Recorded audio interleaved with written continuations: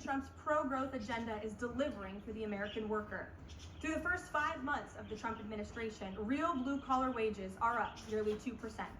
It's the strongest growth in nearly 60 years and a stark contrast from the negative wage growth seen during the first 5 months of the Biden administration.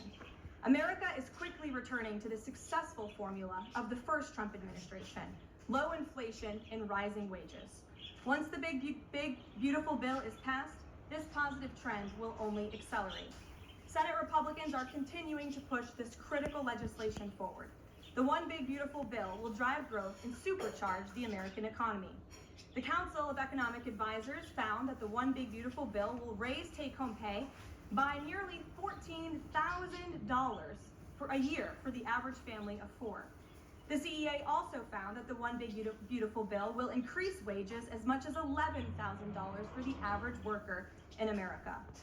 The One Big Beautiful Bill expands the child tax credit and makes it permanent for more than 40 million families with children. And the bill will deliver no tax on tips, no tax on overtime, and substantial tax cuts for our incredible seniors. Simply put, the One Big Beautiful Bill is a massive win for middle-class Americans. When nearly 80 million Americans sent President Trump back to this White House, they were doing so expecting these popular policies to be enacted. Republicans in Congress have a mandate to deliver, and President Trump demands they send this historic bill to his desk for signature by Independence Day, July 4th. The American people are fully behind President Trump. According to brand new polling from Insider Advantage, a clear 54% majority of Americans approve of the job President Trump is doing. That's because this president is keeping his promises and taking action every day to improve their lives. And passing this bill will help fulfill a number of President Trump's core campaign promises.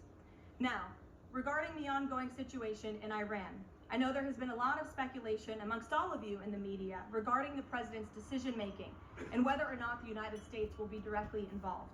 In light of that news, I have a message directly from the president, and I quote, "Based on the fact that there's a substantial chance of negotiations that may or may not take place with Iran in the near future, I will make my decision whether or not to go within the next 2 weeks."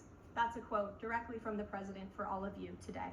So we'll kick it off for questions here in our new media seat. We have Eli Lake from the Free Press. Eli, go ahead. Thanks so much for having us. Thank you. The Free Press. The decision to extend the, delay in enforcing the TikTok ban. Sure. Can you talk about how the White House understands its constitutional authority in light of the Supreme Court's decision in January that said that the president had to enforce